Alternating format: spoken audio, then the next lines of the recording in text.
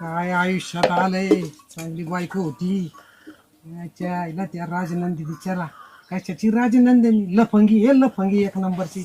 पैसे होते तोपर्यंत मला चिकटत होती, आता तर काय ते रिक्षावाल्या बरोबरच पळून गेली. काय चिटकुचकी झाली. बघावत लागणार आहे तिच्याकडे मला. आईला पैशाचा फार वाटलं करून ठेवली मला. मारली तिच्या नादी लागले. परशुराम काय कशाला आलं तू?